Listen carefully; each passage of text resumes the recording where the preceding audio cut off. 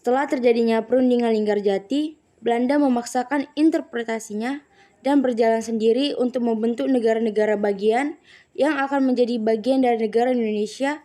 Sesuai hal itu, diselenggarakan konversi di Madinah, Sulawesi Selatan, dan di Pasar Bali. Apa tujuan kita selanjutnya terhadap Indonesia? Kita bentuk negara-negara bagian negara bagian dari Indonesia. Bagaimana? Ya, saya setuju. Tapi caranya bagaimana? Kita memanfaatkan perundingan saja. Kita akan membentuk negara Indonesia menjadi negara merdeka dengan bantuan orang-orang Pulau Belanda. Tapi siapa orang Belanda? Sukawati dan anak Agung Budi. Sejak dahulu mereka memang memusuhi pemuda-pemudi Indonesia, bahkan sampai mengejar dan menangkap mereka. Setelah konferensi tersebut, langkah Belanda selanjutnya ialah memajukan berbagai macam tuntunan untuk menghilangkan sifat kedaulatan negara republik dan menjadikan negara Indonesia menjadi negara boneka. Sasaran awal ialah menghapuskan TNI dan perwakilan-perwakilan republik di luar negeri karena keduanya merupakan atribut negara berdaulat. Apa tujuan kita selanjutnya terhadap kedaulatan Indonesia agar dengan mudah kita jadikan negara boneka? Kita tuntut saja petinggi-petinggi Indonesia, kita berantas TNI dan perwakilan-perwakilannya yang berada di luar negeri. Iya, saya setuju dengan ide kamu. Tapi rencana yang mereka ajukan ditolak. Sementara keuangan Belanda sedang gawat. Apabila masalah ini tidak cepat diselesaikan, kemungkinan pihak Belanda akan mengalami kebangkrutan.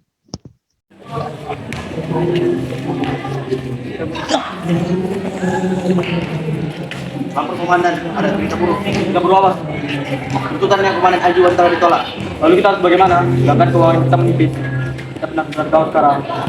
Bagaimana kalau kita lakukan agresi terhadap Indonesia dengan memberantas atribut kemerdekaan Indonesia? Baiklah kalau.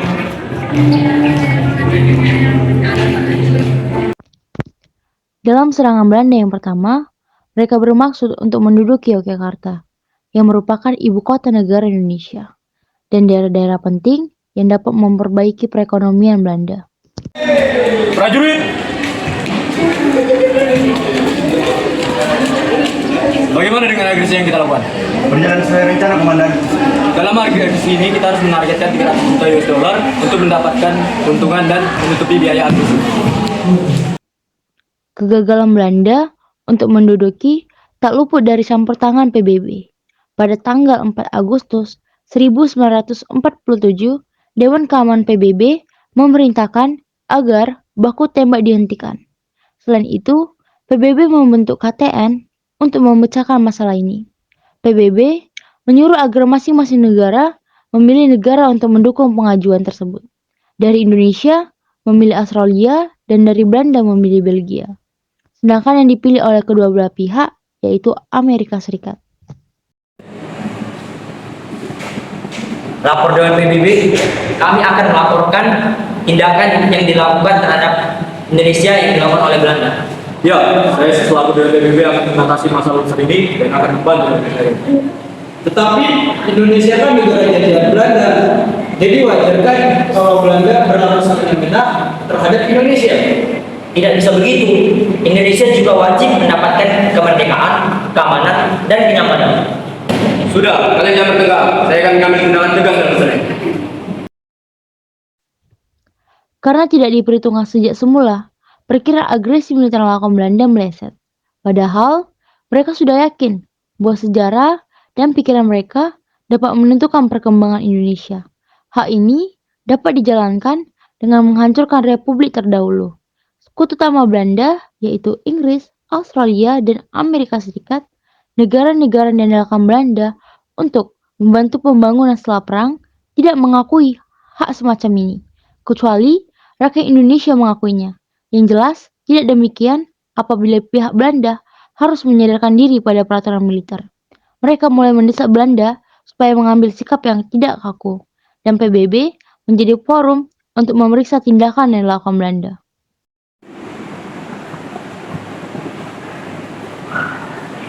Apa kita harus mendirikan organisasi perdamaian antar negara agar tidak terjadi perebutan daerah kekuasaan? Ya, kita memang harus memberikannya sesudah dalam 1945 dan memang tidak tugas untuk masalah. Kita hentikan saja penyerangan yang dilakukan oleh agresor. Keinginan Belanda agar masalah ini sebagai persoalan dalam negeri telah gagal, karena masalah ini menjadi masalah internasional. Kedudukan Republik Indonesia dan Belanda menjadi sejajar dalam pandangan dunia umumnya. Pada tanggal 17 Agustus 1947, sepakat Perdana Menteri Republik Indonesia dan Belanda melakukan gencatan senjata. Pada tanggal 8 Desember 1947, dilakukan perundingan yang ditengahi oleh KTN. Delegasi Indonesia dipimpin oleh Amir Syarudin Harahap, sedangkan dari Belanda, Kolonel Abdul Qadir Wijojo Atmojo, dan dari Amerika Serikat, Frank Graham. Bagaimana ini? Solusinya dapat menyelesaikan semua. Tenang, semua butuh proses dan berjalan. Semuanya selesai dengan cepat. Ajuan seperti apa yang ada? Kami hanya mengakui Jawa Tengah, Yogyakarta, dan Sumatera sebagaimana dengan negara ini. Kenapa hanya itu saja? Bagaimana dengan yang lain? Selain yang saya sebutkan tadi, semua negara yang berada di luar harus ditarik. Apakah Anda setuju? Baik, Pak. Kami dengar sana. Kemudian, pada tanggal 17 Januari 1948, ditandatangani perjanjian tersebut yang dilaksanakan di kapal Amerika Serikat USS Renville. Kemudian, perjanjian tersebut disebut sebagai Perjanjian Renville yang berisi 1. Penghentian tembak-menembak. 2. Daerah-daerah di belakang garis Van Mook harus dikosongkan dari pasukan Republik Indonesia. 3. Belanda bebas membentuk negara-negara federal di daerah-daerah yang didudukinya dengan melalui plebiscit terlebih dahulu. 4. Dalam Uni Indonesia Belanda, negara Indonesia Serikat sederajat dengan Kerajaan Belanda. Setelah terjadi perundingan Renville, wilayah Indonesia menjadi semakin sempit dan mengundang reaksi keras dari kalangan parpol. Kabinet Amir Syarifuddin pun jatuh, karena wilayah yang telah susah payah dibangun kini harus ditinggalkan. Belanda kembali melanggar perundingan Renville. Pada 19 Desember, pesawat Belanda memborbardir Bugowo dan sejumlah bangunan penting di Yogyakarta.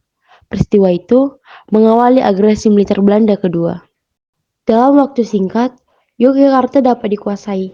Setelah menguasai Yogyakarta, pasukan Belanda menahan presiden dan pejabat, kemudian diasingkan. Tetapi, sebelum pasukan Belanda memasuki istana kepresidenan, Soekarno memberi mandat kepada Syarifuddin Prawinegara. Mandat serupa juga dikirim kepada Mr. Marahir dan Dr. Sudarsono di New Delhi. Sebelum pasukan Belanda memasuki istana kepresidenan, bentuklah pemerintahan darurat dan kabinetnya agar tidak mengalami kekosongan.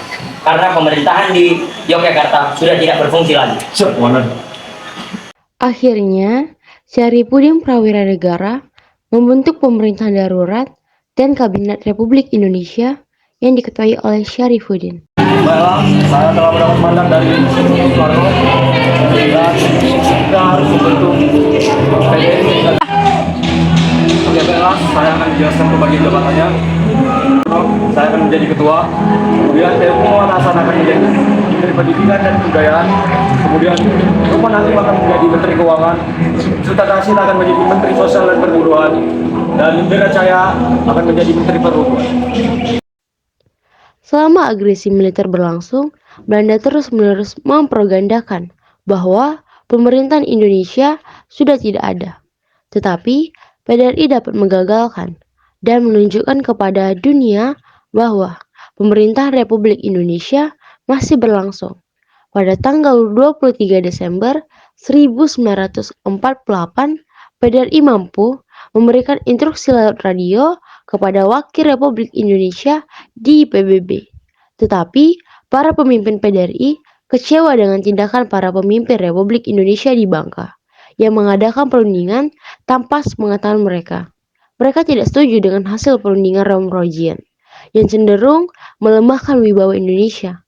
PDRI yakin bahwa kedudukan Indonesia telah kuat sehingga mampu lebih banyak kepada Belanda.